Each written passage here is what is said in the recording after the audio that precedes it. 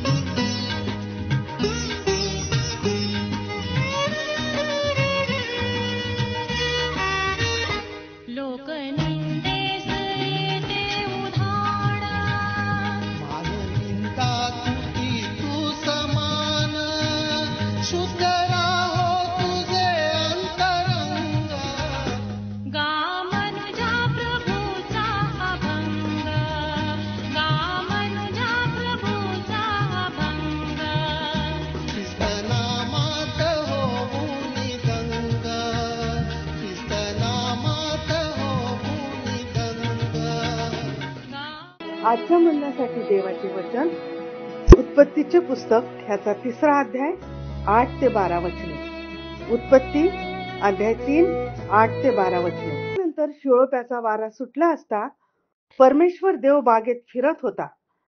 त्याचा आवाज त्यास ऐकू आला. तेव्हा परमेश्वर देवाच्या दृष्टीपुढून आदाम व त्याची स्त्री बागेतील झाडात लपली.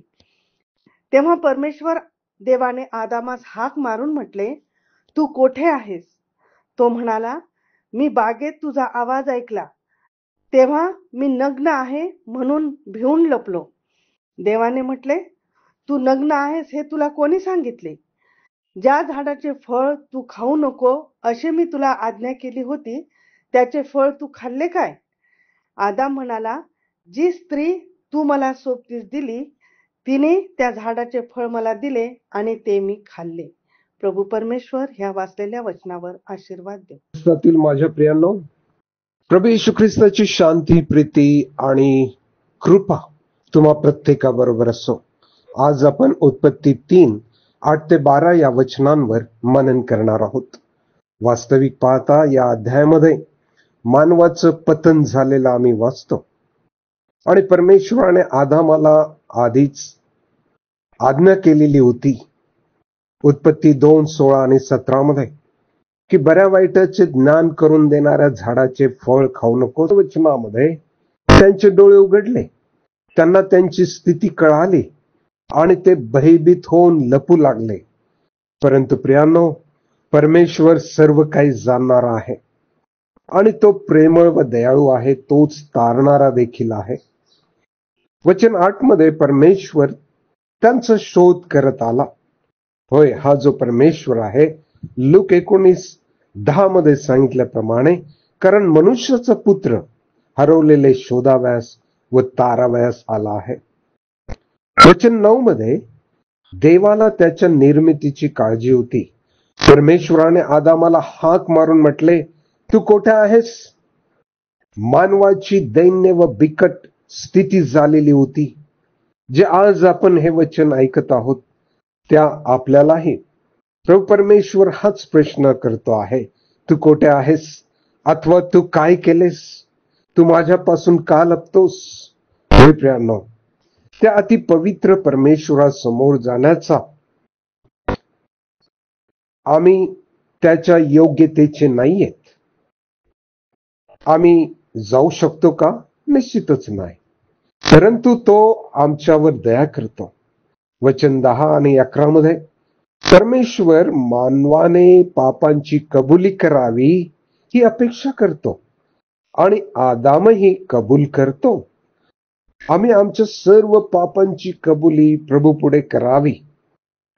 ज्या प्रकारे 1 योहान 1:9 मध्ये सांगितलेलं आहे की आपण प्रत्येकाने आपले पापे पदरी घेतली पाहिजे, कबूल केली पाहिजे, तर तो विश्वासनीय देव आहे.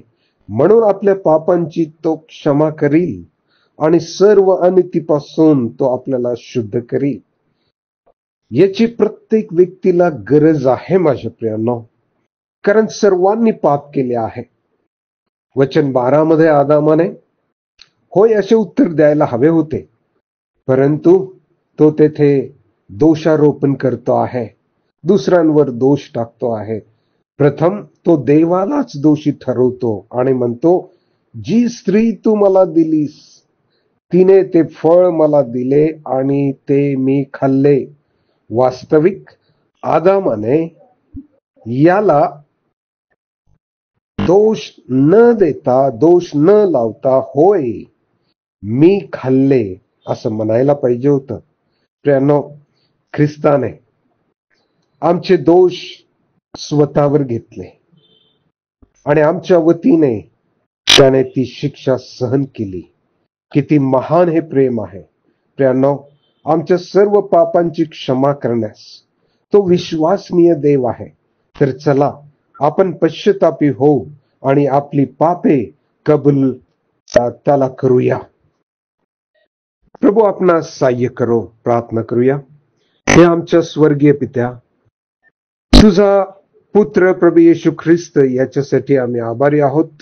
योहान 3:16 प्रमाणे तू जगावर प्रेम केलेस आणि तुझ्या एकुलत्या एका पुत्राला दिलेस. 1 योहान 4:9 प्रमाणे तू पुत्राला जगात पाठवले यासाठी की त्याच्याद्वारे आम्हाला जीवन प्राप्त व्हावे. या महान प्रीतीसाठी आम्ही आभारी आहोत. आम्ही तुझ्या पुढे नम्र होऊन आम्ही आमची पापे पदरी घेतो. आम्हावर दया कर, आमच्या अपराधांची क्षमा कर.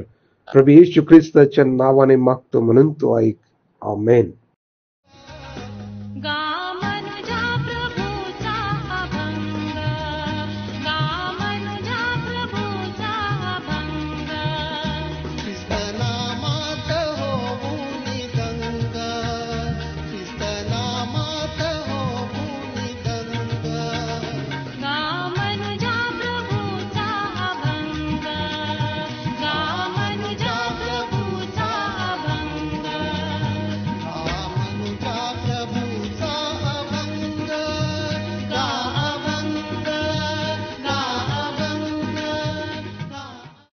माझ्या दुःखात माझे सांत्वन हे आहे की तुझे वचन मला नवजीवन देते.